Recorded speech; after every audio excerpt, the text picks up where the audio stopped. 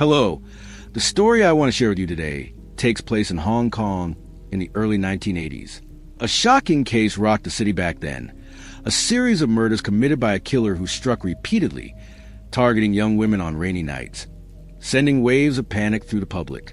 People soon gave him a chilling nickname, the Rainy Night Butcher. So, what happened to those girls? What horrific acts did the killer commit?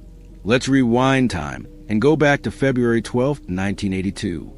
On February 12, 1982, it was a Friday. That morning, a sanitation worker arrived at his usual job along the Kingman River in the Shi Tin district of Hong Kong. His daily task was to clean up trash in the river to ensure it didn't interfere with the construction work happening along the banks. As he approached the Lai Yen Bridge, he noticed something floating on the water. When he got closer and fished it out, he realized it was a rotting human head. Terrified and nearly fainting, the worker stumbled ashore and immediately called the police. When the police arrived at the scene, even they couldn't hide their attention. Such a gruesome discovery was rare. The head belonged to a woman with curly hair, as if it had been recently permed. She had 3 false teeth in her mouth and wore round golden earrings. Preliminary findings confirmed the victim was female, and her head had been submerged in the river for a long time, causing severe swelling that made her face unrecognizable. After a thorough search, the police found a yellow plastic bag about 200 meters from the site, containing more human remains. Over the next 4 days, they combed nearby channels and recovered an upper torso and an arm. On the arm was a distinctive tattoo, a sword piercing a heart with a bird perched beside it. At that time, tattoos on women were uncommon, so the police hoped this clue could help identify her. They released the details to the public, asking for anyone who might recognize the tattoo to come forward. Soon after, a middle-aged man and a young man showed up at the police station, claiming to be the victim's father and husband. The older man explained that his daughter had gotten false teeth because she wasn't happy with her appearance, and she had a tattoo on her right arm, a swallow next to a heart, matching the description perfectly. With this, the victim was identified as Chan Fungi Lam, a 22-year-old woman who worked at a nightclub in Sam Shi Sui. She was married with 2 daughters and had been missing for 10 days before her remains were found. As the police dug into Chan Fungi Lana's family and social background, they uncovered some suspicious details. Her marriage had been rocky, and while working at the bar, she'd caught the attention of a man nicknamed For Eyes, who pursued her relentlessly, urging her to leave her husband for him. When her husband found out, he confronted Four Eyes, which gave police a potential motive. However, the husband had a solid alibi, so he was ruled out as a suspect. They then investigated Four Eyes, but found no evidence linking him to the crime. They also learned Chan Fungi Lam had worked at another bar previously and borrowed $500 from a shady figure there, though that lead went nowhere either. The investigation then shifted to a roadside taxi stand in Ko Mali, the last place Chan Fungi Lam was seen alive.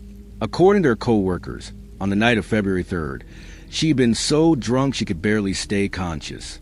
Some colleagues called her a taxi and watched her leave, but no one saw her again after that. Her husband confirmed she never made it home that night.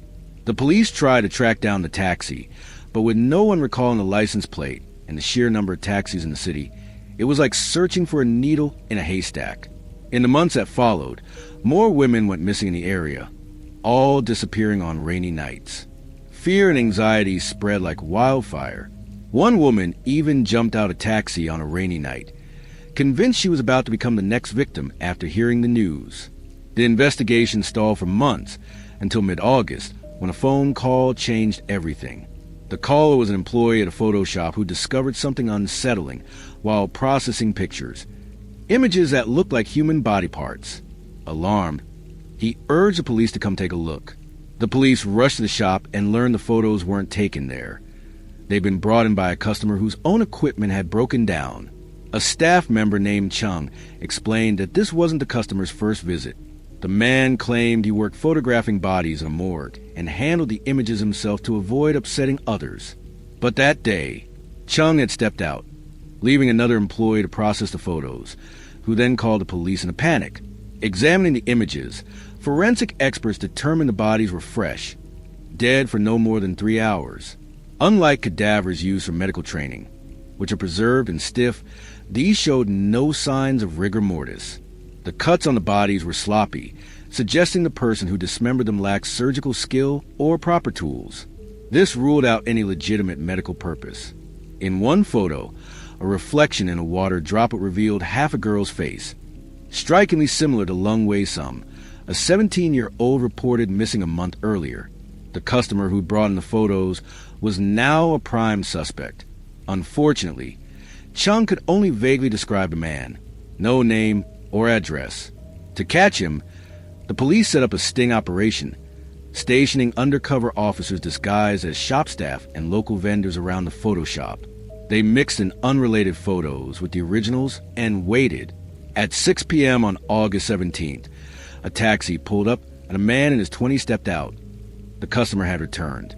As expected, he sifted through the photos, pulling out the ones that weren't his. The police swooped in and arrested him. The man claimed he was picking up the photos for a friend at a newspaper, but when they followed him to the supposed meeting spot, no such friend existed. It was all a lie. The police detained him and searched his taxi, finding handcuffs and a knife on the windshield, electrical cords in the back, and 2 tears in the front passenger seat, likely from a struggle. The suspect was identified as Lam for Wan, a 27-year-old night shift taxi driver living on Keeling Street in to Wei Wan with his half-siblings. Lam for Wayne's childhood was far from happy. His parents divorced when he was young, and his father remarried twice, leaving Lam to grow up in a volatile, argumentative household. This shaped his cold, detached personality. He'd been a taxi driver since his teens and had little contact with his family, rarely speaking to anyone. In 1973, at age 18, he'd attacked a woman in a restroom in Hong Kong, threatening her with a knife and groping her. After his arrest, doctors diagnosed him with a mental disorder, and he was forcibly admitted to Castle Peak Psychiatric Hospital. He'd used aliases like Lam Kukyu and Lam Yalu Kong before getting his taxi license and settling on Lam for Wan. During questioning, Lam for Wan remained eerily calm, even anticipating police's questions, which unnerved them. A search of his home revealed a professional-grade photography setup in a small room, which he shared with his younger brother on a bunk bed. Lam slept on the bottom, his brother on top. Under the bed was a large chest, the same one seen in the Photoshop images. Inside, they found explicit photos, anatomy textbooks, over 40 rolls of film, a red handbag, white shoes, and surgical tools. One photo showed a familiar heart and sword tattoo, linking it to Chan Fungi Lam. But the most shocking discovery came next. Plastic jars containing women's private parts preserved in liquid, emitting a foul stench, along with hair and bloodstains on the walls. The sheer volume of evidence took 4 days to process. Lam's father, Lam Wei-like, and half-brother, Lam Kut Kong, were also arrested, though they claimed ignorance of the horrors in their home and were visibly shaken. Lam Kut Kong described his brother as secretive and volatile, forbidding anyone from touching his things. Without a body, the police could only hold Lam for Wan for 48 hours, so they raced to analyze the videotapes found in his room. Most were irrelevant, but 3 homemade tapes, Grave Secret, Action on a Rainy Night, and Fourth Action, revealed the full extent of his crimes. The footage showed Lam meticulously filming naked women's bodies from multiple angles, flashing lights as he worked. He then dismembered them, starting clumsily with a saw on the first victim, but growing more skilled with surgical tools by the later tapes. In the final video, he smiled at the camera, a chilling, haunting grin.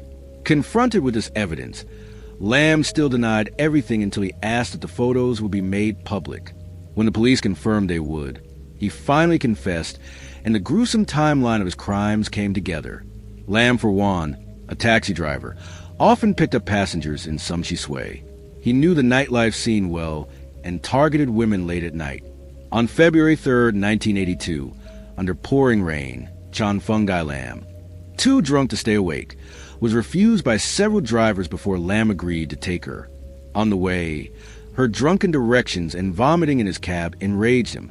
Already prejudiced against women like her, nightclub dancers, he drove her to his apartment. While she slept, he grabbed an electrical cord, returned to the car, and strangled her in the dead of night. unnoticed in the rain.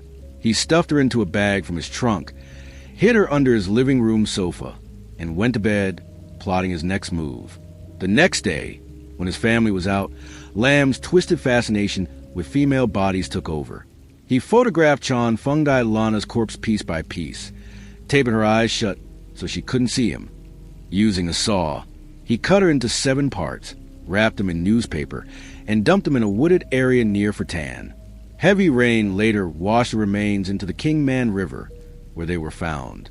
Realizing he needed to be more careful, he studied anatomy books for 3 months, refining his methods. On May 29th, he struck again, targeting Chon Mankit, a 31-year-old nightclub cashier. He threatened her with a knife, cuffed her, strangled her with a cord, and dismembered her with newfound precision. He kept her private parts and alcohol as trophies and dumped the rest in a hilly area near Tai Hang. On June 17th, he killed Lung Saw-wan, a 29-year-old nightclub waitress, even cutting open her abdomen in a grotesque act of enjoyment. His 4th victim, Lung Wei-sum, a 17-year-old high school student, broke his pattern. She wasn't a nightlife worker. During questioning, he grew emotional about her, crying and admitting he didn't know why he targeted her. Lung Wei-sum had taken his cab on July 2nd after a graduation party at the Sheraton in Sam Shi Tsui. Normally, she took the subway, but that night, she chose a taxi. They chatted about school, family, and spirituality. Lam later said he liked her and had no initial intent to harm her, but when she fell asleep, he couldn't resist. He strangled her, and unlike the others, he violated her body post-mortem, calling it his only experience of intimacy. He marked her burial site on a map, leading police to recover her and another victim's remains, still intact except for her chest and private areas, after a massive search involving over 140 officers. On March 3rd, 1983, 6 months after his arrest, Lam for Wan faced trial at Hong Kong Supreme Court. A 7-man jury reviewed an overwhelming pile of evidence: 696 colored exhibits, 1,500 film negatives, and 198 coded photos. Crowds of reporters and citizens gathered outside, eager to see justice served. The trial grew heated as prosecutors and defense attorneys clashed over whether Lam's acts were premeditated or impulsive. With the evidence stacked against him, Lam pivoted, claiming insanity to lessen his sentence. His lawyer argued he suffered from severe mental illness, including paranoia, and couldn't distinguish right from wrong during psychotic episodes. 5 psychiatrists testified, but their findings clashed. 2 said Lam was mentally unstable and not fully responsible, while 3 insisted he was sane and accountable. After 3.5 days, the jury unanimously convicted him of 4 counts of murder, sentencing him to death. His father, Lam Wei-like, agreed the punishment was deserved and declined an appeal. Though Hong Kong hadn't executed anyone in years, Lam was confined to a solitary cell, where he kept himself, reading newspapers and books that filled his space. Other prisoners avoided him, and strange rumors swirled. Once, he handed a guard a matchbox containing a dissected cockroach, fueling tales that his victim's spirits haunted him, especially on rainy nights. For over 40 years, Lam for One has been in prison. His family never visited, and though rumors of his release surfaced, they were debunked. The legend of the Rainy Night Butcher lives on in Hong Kong folklore, a chilling tale of horror. From a criminal psychology perspective, Lam's case reveals a deeply disturbed mind shaped by trauma, isolation, and warped desires. His abusive upbringing and early crime suggest a pattern of escalating violence, while his meticulous documentation hints at a need for control and infamy. Experts might argue his calm demeanor and eventual confession reflect not remorse, but a twisted pride in his acts, a rare and terrifying glimpse into the psyche of a serial killer. Goodbye.